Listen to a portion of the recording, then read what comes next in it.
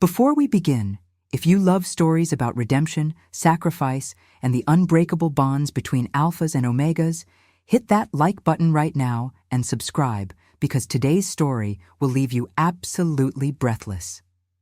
She stood before the most powerful alpha in the realm, her body trembling not from fear, but from the weight of what she was about to do,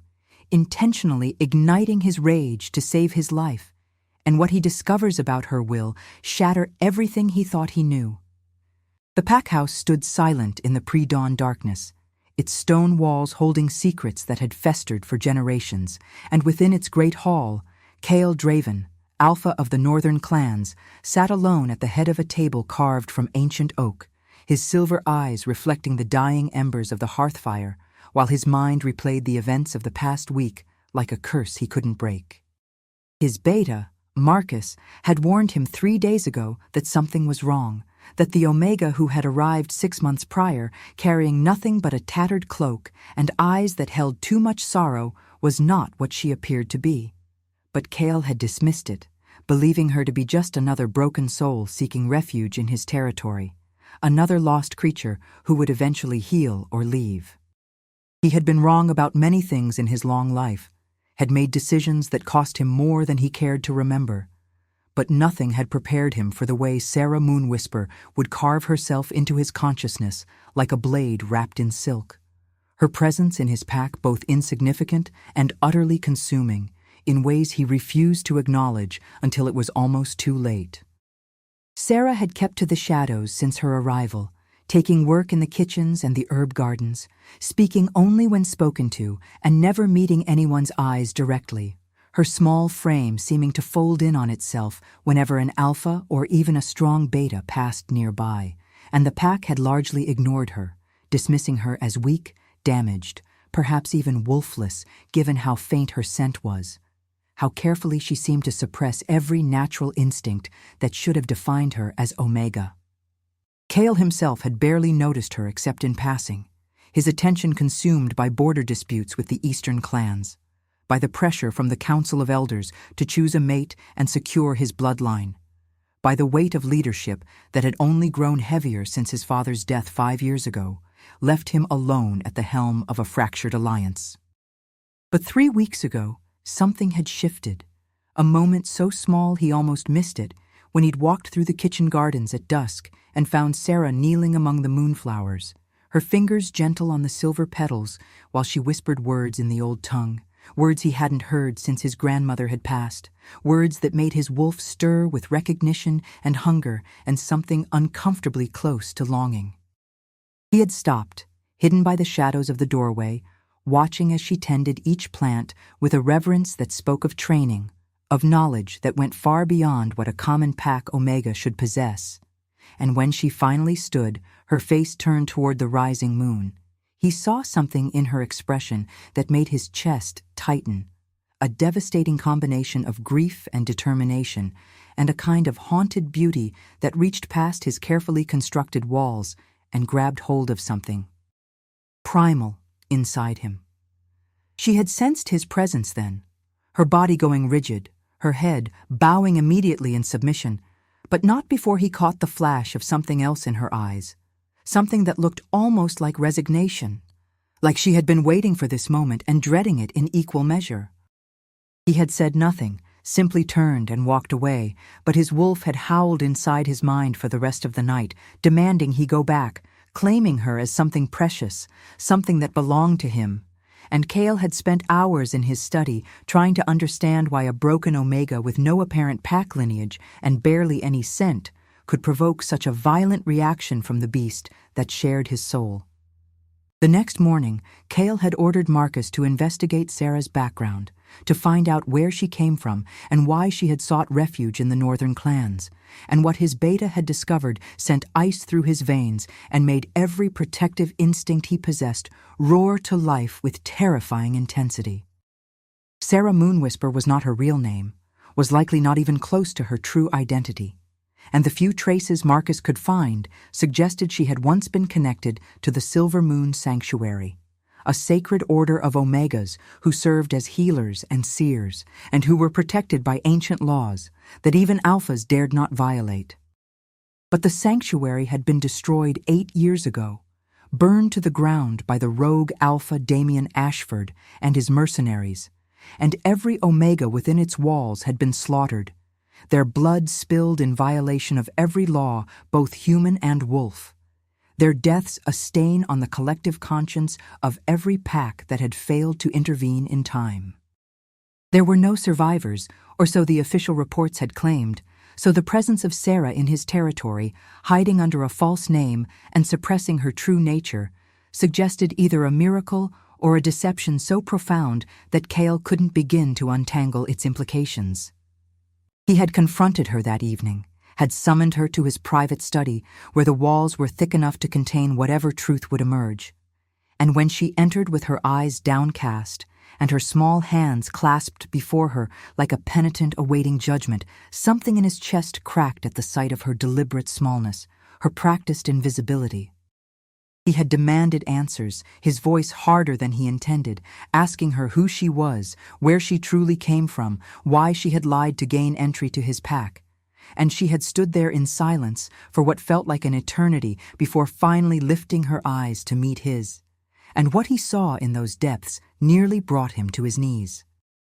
There was no fear, no panic, no desperate scrambling for excuses, only a bone-deep exhaustion and a sorrow so vast it seemed to encompass lifetimes, and when she spoke, her voice was quiet but steady, each word falling like stones into still water. She told him that yes, she had been part of the sanctuary, that she had survived the massacre by sheer chance, having been sent into the forest that night to gather rare herbs that only bloomed under the dark moon, and when she had returned at dawn, everything she had ever known was ash and blood and silence. Sarah explained that she had run, had hidden her scent and suppressed her wolf and wandered from territory to territory for years, never staying long enough to form bonds, never revealing her true nature because she knew that Damien Ashford was still hunting, still searching for any survivors of the sanctuary, because the Omegas there had possessed knowledge that made them dangerous. Secrets passed down through generations about the old bloodlines, about the true nature of the bond between Alpha and Omega, about rituals that could strengthen or break pack hierarchies in ways that threatened those who relied on brute force rather than sacred law. She had come to the northern clans because she had heard that Cale was different, that he was honorable, that he might be one of the last alphas who still remembered the old ways. But she had hidden her identity because trust was a luxury she could no longer afford, because everyone she had ever trusted had died screaming, and because she knew that the moment her true nature was revealed, she would become a target again, and anyone who protected her would be marked for death as well. Cale had listened to her confession, with his hands gripped on the edge of his desk, hard enough to make the wood groan, his mind racing through the implications of what she was telling him, the danger she had brought to his doorstep simply by existing. And his first instinct was rage, was the desire to demand why she would put his pack at risk without warning, why she would bring the shadow of Damien Ashford's brutality into his territory. But before he could speak, before he could give voice to the anger that burned in his throat, his wolf surged forward with a force that staggered him, flooding his senses with the absolute certainty that this Omega was his, that she was meant to be protected at all costs, that her presence in his pack was not random chance but destiny itself unfolding. And the intensity of that conviction shook him to his core. Because Cale had spent years denying the pull of the mate bond, had convinced himself that he was too damaged, too consumed by duty to ever surrender to that kind of vulnerability. He had sent her away without making a decision, had told her to return to her quarters while he considered what to do, and she had gone without argument, her shoulders bowed under the weight of expectations she clearly believed she would fail to meet. And Kyle had spent the next 3 days locked in his study, refusing meals, refusing visitors, grappling with a choice that seemed impossible no matter which path he took.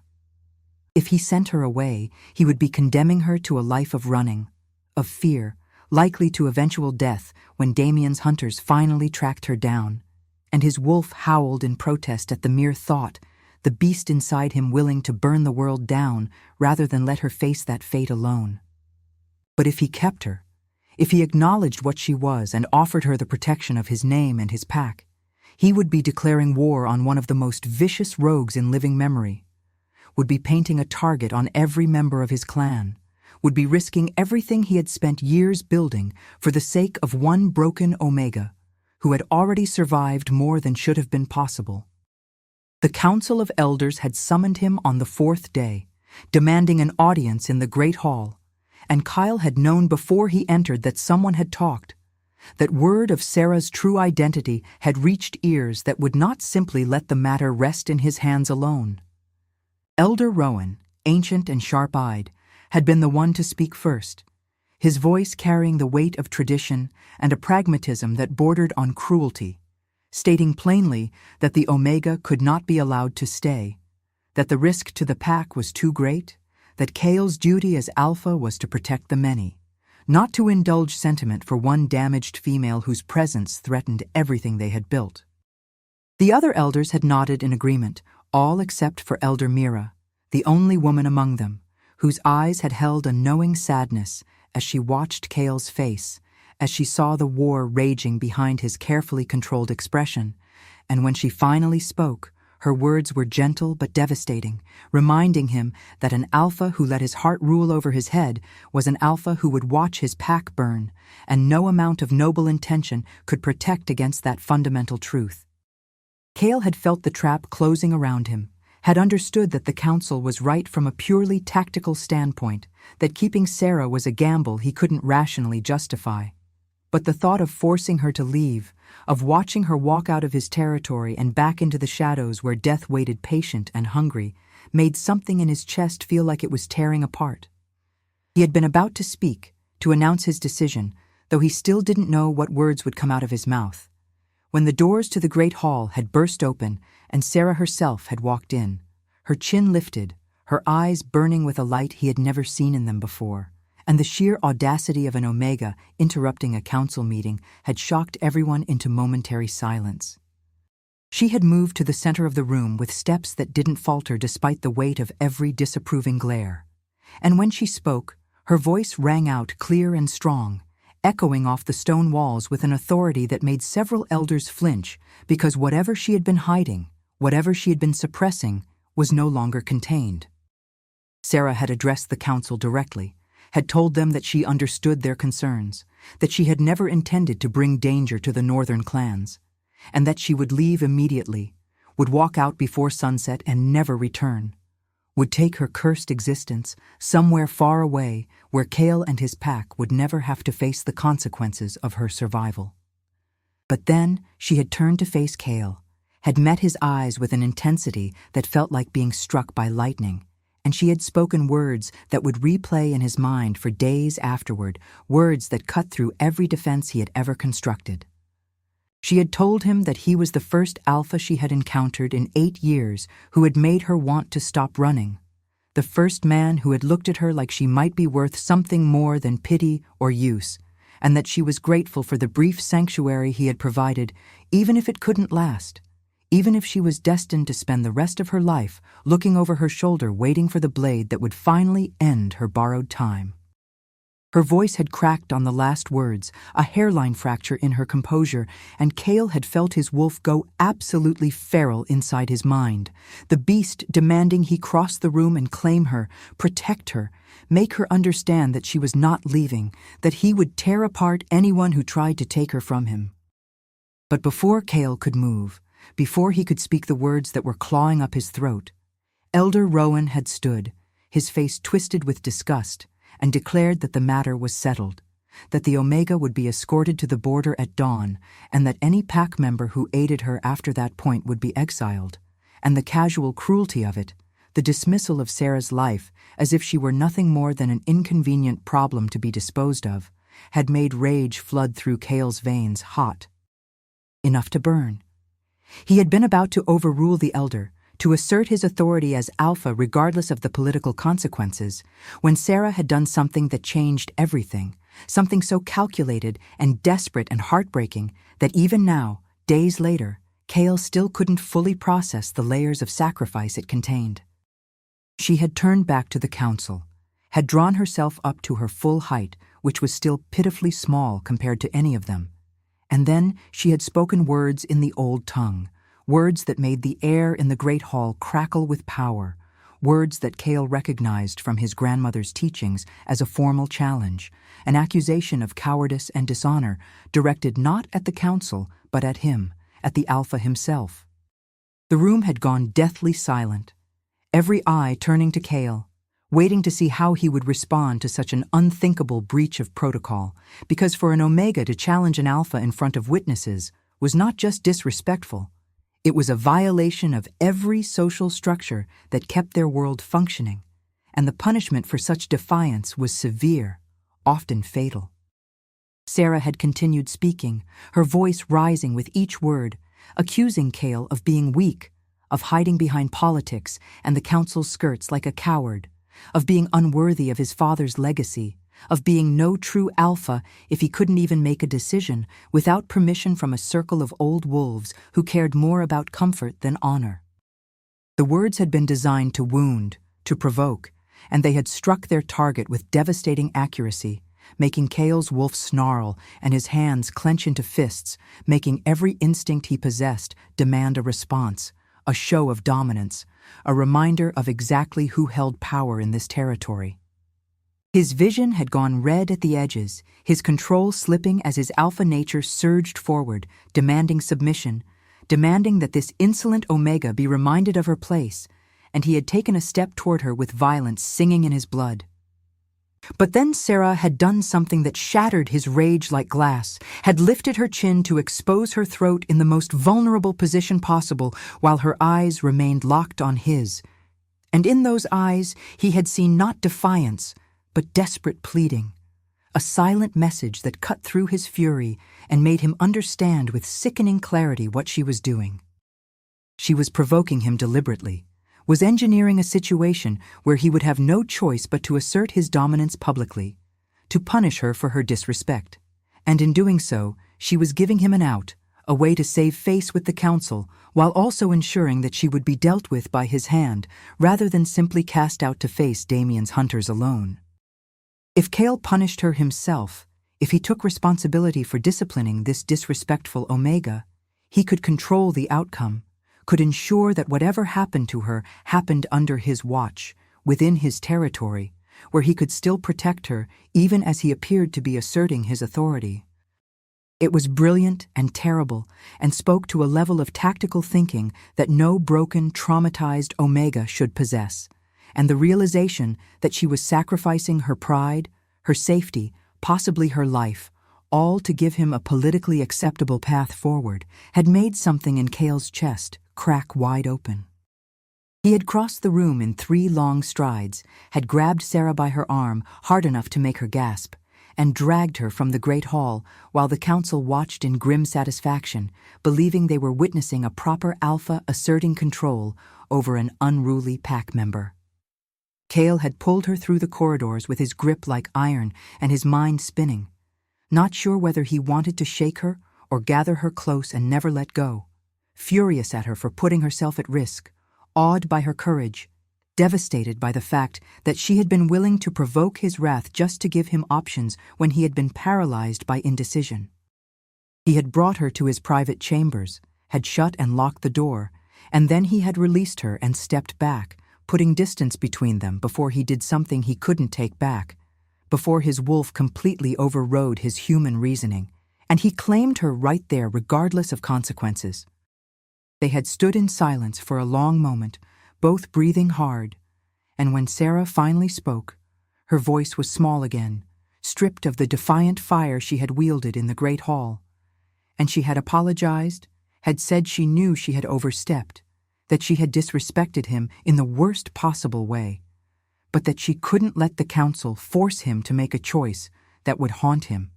couldn't let him send her away because of honor or politics when she knew with every fiber of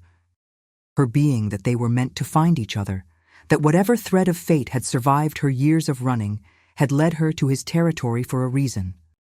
She had told him that she would accept whatever punishment he deemed fit, that she trusted him in ways she hadn't trusted anyone since the sanctuary burned, and that if he chose to end her life rather than let her become a burden to his pack, she would understand,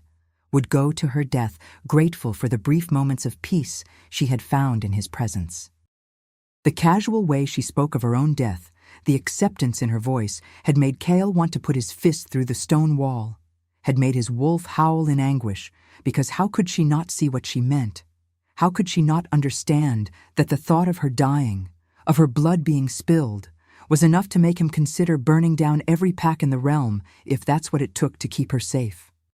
Cale had demanded answers then, his voice rough with emotion he couldn't contain, asking her why she had provoked him, why she had chosen humiliation and punishment over simply leaving, why she hadn't just disappeared into the night like she clearly knew how to do. Sarah had been quiet for a long time, her fingers twisting together, her eyes fixed on the floor, and when she finally answered, her words came out barely above a whisper, confessing that she couldn't leave because he had given her something she hadn't felt in 8 years, a sense of belonging, of possibility, and that even knowing the danger, even understanding that her presence put his pack at risk, she had been selfish enough to hope that maybe, just maybe, there was a path forward where she didn't have to spend the rest of her life running. She had admitted that the moment she saw him in the garden doorway, the moment their eyes met, and his wolf had called to something buried deep inside her, she had known that he was her mate, her true alpha, the one the moon had chosen for her before either of them was born, and that every instinct she possessed screamed at her to fight for that bond, to do whatever was necessary to stay by his side, even if it meant enduring his anger, his punishment, his rejection. The confession had hit Cale like a physical blow, had made him stagger back against his desk, because she had just voiced the truth he had been denying for weeks, the impossible, terrifying, wonderful reality that this broken Omega with her hidden past and her devastating courage was his mate, his Luna, the other half of his soul that he had convinced himself he would never find. His wolf had been roaring in triumph, demanding he close the distance between them, demanding he mark her and claim her and make it impossible for anyone to ever separate them. But Kyle's human mind was still reeling, still trying to process the magnitude of what accepting this bond would mean, the battles it would bring, the enemies it would create. He had told her that she was insane, that knowing they were mates didn't change the reality of the danger she was in, that Damien Ashford would come for her the moment he learned she was alive and under Cale's protection, and that Cale couldn't guarantee he would be strong enough to keep her safe, couldn't promise that his pack would survive the war that claiming her would inevitably start. Sarah had lifted her eyes to his then, and there was a strength in her gaze that took his breath away, a core of steel wrapped in softness, and she had told him that she wasn't asking for promises, wasn't demanding he put his pack at risk for her sake, that she was simply telling him the truth about what she felt, what she knew in her bones to be real, and that whatever he decided, she would accept it without bitterness or resentment. She had said that she had survived 8 years of hell, had endured losses that should have broken her, and she had learned that life was too short and too precious to hide from truth, even when that truth was terrifying, even when speaking it out loud might lead to more pain. Her voice had grown stronger with each word, her presence filling the room despite her small stature, and Kyle had realized that this was not the broken, submissive Omega he had believed her to be, but rather a woman who had been forged in fire and emerged with a quiet, unshakable power that had nothing to do with physical strength and everything to do with the courage to remain soft in a world that rewarded cruelty. Kyle had been about to respond, about to say something that would either bridge the gap between them or widen it irrevocably, when a howl had split the night air, a sound that made both of them freeze because it carried tones of warning, of alarm, of approaching danger. Marcus had burst into the room seconds later, his eyes wild, his chest heaving, and the words that came out of his mouth had confirmed Cale's worst fears, had made the choice he'd been agonizing over suddenly crystallize into sharp, undeniable clarity.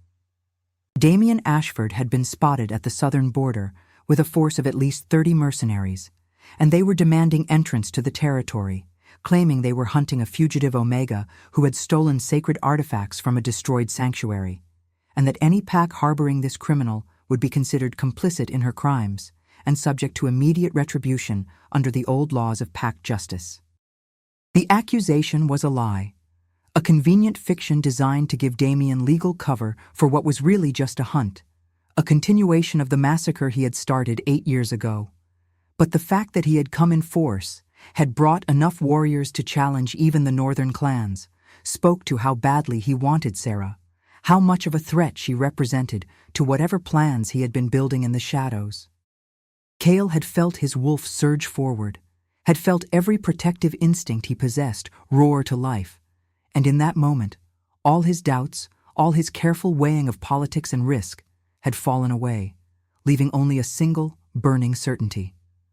Sarah was his, was under his protection, was his mate whether he had formally claimed her or not, and he would die before he let Damien Ashford lay a single finger on her, would burn his own territory to the ground before he surrendered her to that monster's mercy. He had turned to Marcus, his voice coming out in a tone that made his beta's eyes widen because it carried the full weight of alpha command, and he had ordered the pack to battle stations, had demanded that every warrior arm themselves, that the borders be secured, that women and children be moved to the inner sanctum, because they were going to war, and they were going to win. Marcus had hesitated, had opened his mouth as if to question the wisdom of going to war over a single Omega, but one look at Cale's face had made him snap his jaw shut and nod, turning to carry out the orders without further comment. Sarah had been standing frozen, her face pale, her eyes wide with horror, and she had started to speak, to say that this was exactly what she had feared, that she would leave immediately, would turn herself over to Damien if it meant keeping the pack safe. But Cale had crossed the room and pulled her against his chest, wrapping his arms around her with a fierce possessiveness that made his wolf settle for the first time in days. He had told her that she wasn't going anywhere, that she belonged to him now, that he was claiming her as his mate, and his Luna before the moon, and the pack, and anyone who had a problem with that, could challenge him directly, and he would be more than happy to remind them why he was alpha. His words had been a vow and a declaration and a promise, and Sarah had collapsed against him, her small frame shaking, her hands fisting in his shirt as if she could anchor herself to him through sheer force of will. They had stood like that for a long moment, wrapped in each other while the sounds of the pack mobilizing echoed through the halls, and Cale had felt something shift inside his chest, a piece sliding into place that he hadn't known was missing, a sense of rightness that went deeper than reason or logic or fear. This was what it meant to be alpha, not just to protect territory or maintain hierarchy, but to stand between those who were vulnerable and the darkness that sought to consume them, to make choices that defied pragmatism in favor of what was right, what was necessary, what the moon herself demanded. He had pulled back just enough to look down at Sarah's face, had cupped her cheek with one hand and used his thumb to wipe away the tears that had started to fall. And he had told her that he was sorry. Sorry for doubting. Sorry for almost letting fear win. Sorry that it had taken the threat of her death to make him see what had been in front of him all along. Sarah had smiled through her tears, had reached up to cover his hand with her own, and she had told him that there was nothing to forgive, that she understood the weight he carried, that she had known from the moment she decided to provoke him in front of the council that she was gambling everything on his heart being bigger than his caution, and that she would spend the rest of her life proving herself worthy of the faith he was placing in her. Cale had kissed her then, a fierce, claiming kiss that tasted of salt and desperation and promise, and his wolf had howled in satisfaction, recognizing its mate, celebrating the bond that was finally being acknowledged. When they broke apart, both breathing hard, Cale had pressed his forehead to hers and whispered words in the old tongue, words his grandmother had taught him, the formal claiming rite that bound Alpha to Omega, that announced to the moon and the spirits and fate itself that these two souls were now one, that to harm one was to harm both, that their lives were intertwined until the end of days. The claiming mark had appeared on Sarah's neck moments later, a silver crescent that glowed with inner light, and an answering mark had burned itself into Kyle's skin over his heart, visible proof of the bond that now connected them. And with that mark came a flood of sensations, emotions, thoughts that weren't his own. The full weight of Sarah's consciousness flowing into his mind and showing him everything she had hidden, everything she had survived. He saw the sanctuary burning, saw the bodies of her sisters scattered like broken dolls, saw 8 years of running and hiding and slowly losing hope that she would ever be anything more than prey, and woven through all of it was a thread of determination, a refusal to let the darkness win, a belief that somewhere in the world there was still light, still honor, still a place where she could belong. The intensity of her courage, her resilience, the sheer strength it had taken for her to keep going when everything in her wanted to surrender, had brought Cale to his knees, had made him wrap his arms around her legs and press his face against her stomach while his shoulders shook, overwhelmed by the gift she represented, by the trust she had placed in him. Sarah had run her fingers through his hair, her touch gentle, grounding, and she had told him that they needed to go, that Damien was waiting, that every moment they delayed gave him more time to dig into position, and Cale had nodded, had stood and transformed his grief into rage, into the cold, focused fury of an alpha preparing for battle. They had walked to the great hall together, hand in hand, and when they entered, the entire pack had been assembled, warriors in full armor, the elders standing off to the side with expressions ranging from shock to grudging respect, and Marcus at the front with Cale's ceremonial blade resting across his palms. Cale had taken the blade, had felt its familiar weight settle in his grip, and then he had turned to address his pack, his voice carrying to every corner of the hall, strong and certain and touched with the power of alpha command. He had told them that Sarah was his chosen mate, his Luna, and that anyone who stood against her stood against him, that the northern clans would not bow to threats or intimidation, that they would face Damien Ashford and his mercenaries with the full force of their collective strength, and that by the time the sun rose, their enemies would understand the cost of threatening what belonged to the pack. The warriors had roared their approval, had beaten their weapons against their shields, and even the elders had bowed their heads in acknowledgement, because whatever reservations they might have had about the political wisdom of Cale's choice, they could not deny the alpha power that radiated from him, the absolute conviction in his words, the way the bond with Sarah seemed to have amplified rather than diminished his strength. Elder Mira had stepped forward, had approached Sarah with a small wooden box in her hands, and when she opened it, Kyle saw a silver circlet resting on velvet, ancient and beautiful, the Luna crown that had been worn by every alpha's mate in the northern clans for generations. Elder Mira had lifted the circlet and placed it on Sarah's head, had spoken the blessing of the moon in the old tongue, and in that moment, Sarah had transformed, her posture straightening, her eyes glowing with power that was no longer hidden, no longer suppressed, and Cale had felt through their bond the weight lifting from her shoulders, the years of shame and fear falling away as she finally accepted what she was meant to be. The battle that followed was brief but brutal, fought on the southern border under a sky that seemed to pulse with the light of the full moon, as if the goddess herself was watching, judging, bearing witness to the clash of wills and strength. Damien Ashford had been exactly as Cale expected, a massive alpha with cold eyes and a smile that held no warmth, a man who had abandoned honor in favor of power and who viewed Omegas as tools to be used or destroyed depending on their utility. He had demanded Sarah's surrender, had threatened to raze the northern clans to the ground, had promised that every drop of blood spilled would be on Cale's hands, and Cale had responded by shifting into his wolf form, a massive silver beast with eyes that glowed like ice, and had leapt straight for Damien's throat without another word, because some insults didn't deserve a response, only violence swift and absolute. The fight had been savage, two alphas in their prime going for each other with everything they had, teeth and claws and primal fury, and around them their respective forces clashed with equal intensity, wolves tearing into each other, the air filling with snarls and howls and the copper scent of blood. Sarah had wanted to join the fight, had wanted to use the healing magic she had learned at the sanctuary to support the warriors, but Kale had ordered her to stay back, protected by Marcus and 3 of the pack's strongest fighters, because he could not focus on the battle if he was worried about her safety, could not fight with everything he had if even a fraction of his attention was divided. She had obeyed, but he could feel through their bond her frustration, her desire to be useful, her hatred of being protected when others were dying. And he had sent her a pulse of reassurance, of love, of the promise that this would be over soon and they would have a lifetime to figure out how to balance his need to protect her with her need to contribute.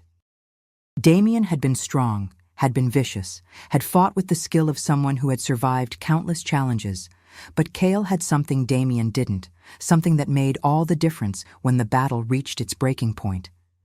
Kale was fighting for his mate, for his pack, for a future that held hope and light and the possibility of peace,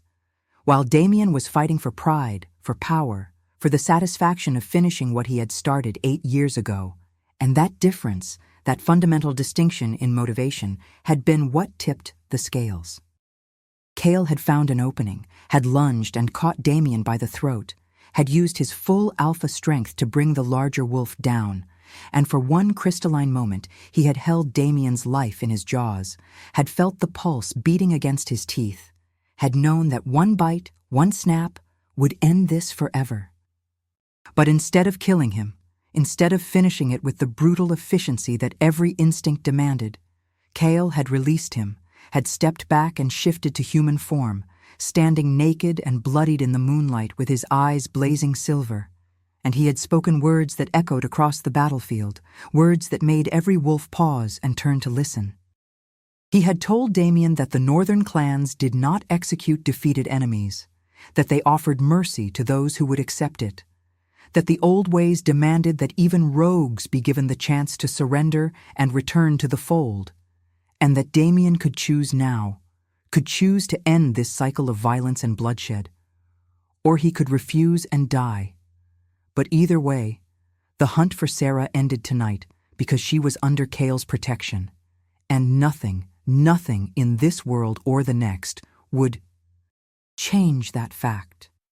Damien had lain there panting, his eyes filled with rage and disbelief, and for a moment Kale had thought he would choose death, would refuse mercy out of pride or madness. But then something in the rogue alpha's expression had shifted,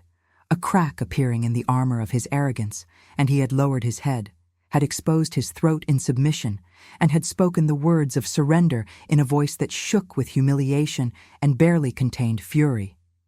Kale had accepted the surrender, had ordered his warriors to stand down, and Damien and his remaining mercenaries had been escorted off the territory, with the understanding that if they ever returned, if they ever threatened the northern clans or Sarah again, there would be no mercy, no second chances, only death swift and absolute. The moment the last of Damien's forces disappeared beyond the border, Kale had shifted back to wolf form and run straight to where Sarah waited, his heart pounding with the need to see her, to confirm with his own eyes that she was safe, that the threat had passed. And when he reached her, he had shifted back to human and pulled her into his arms with such force that he lifted her off her feet, burying his face in her neck where the claiming mark still glowed silver, breathing in her scent like. It was the only thing keeping him alive. Sarah had wrapped her arms around him, her small hands pressing against the wounds on his back and sides, and he had felt warmth flowing from her touch, felt the cuts and bruises beginning to heal as she channeled the healing magic she had learned at the sanctuary, and the sensation of her power flowing through him, knitting torn flesh and soothing aching muscles, had been almost as intimate as the bond itself, a reminder that she was not just his to protect, but his partner, his equal, someone who would stand beside him and support him in ways he was only beginning to understand. They had returned to the pack house together as dawn broke over the mountains, painting the sky in shades of gold and pink, and the pack had gathered in the great hall once more, this time not in judgment but in celebration, warriors still bloodied from battle but alive, victorious, united in a way they hadn't been in years. Kale had stood before them with Sarah at his side, the Luna crown still on her head despite the chaos of the night, and he had formally presented her to the pack as his mate, his chosen Luna, the woman who would stand beside him as they built a future for the northern clans, and the roar of approval that had gone up had shaken the rafters, had echoed through the halls like thunder, a sound of acceptance and joy and relief, that the pack finally had a complete alpha pair, that the loneliness that had haunted their leader for so long was finally at an end.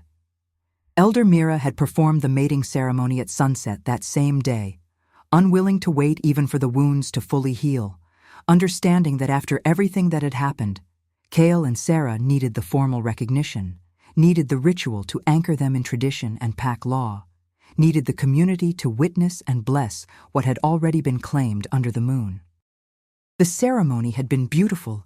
ancient words spoken in the old tongue while moonflowers burned in silver braziers, their smoke carrying prayers to the goddess.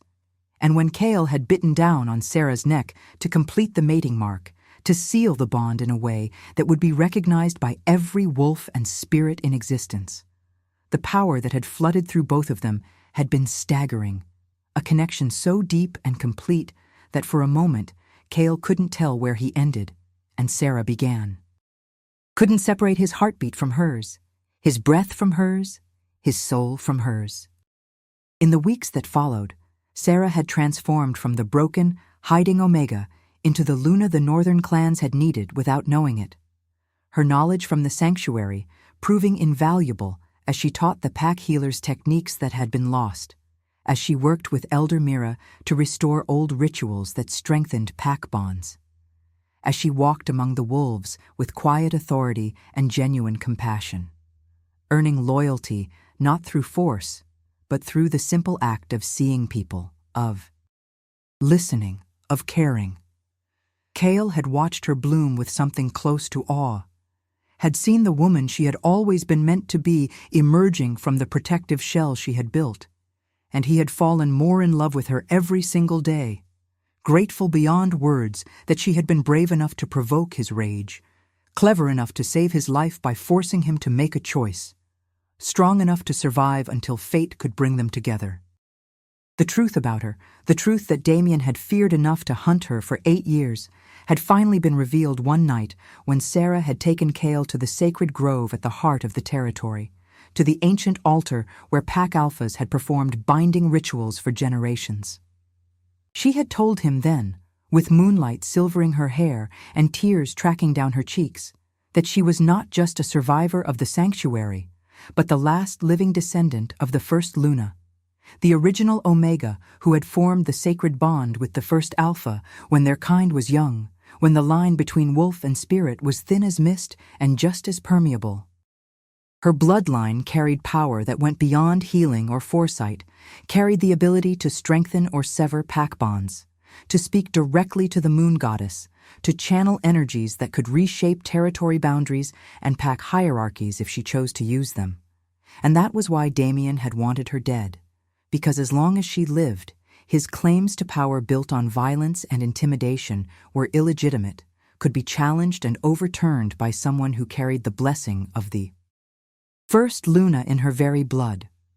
Kyle had listened to her confession with his hands trembling, understanding finally why his wolf had recognized her so completely, why the bond between them felt ancient and inevitable, why every instinct he possessed screamed that she was the most precious thing in his world, and losing her would be worse than death. He had told her that he didn't care about bloodlines or ancient power, that he would have chosen her even if she had been the weakest Omega in existence, even if she had come to him with nothing but the clothes on her back and hope in her eyes, because what he loved was her courage, her compassion, her refusal to let trauma destroy her capacity for trust and connection. But he had also told her that he was honored, humbled beyond measure, that the moon had seen fit to bring them together,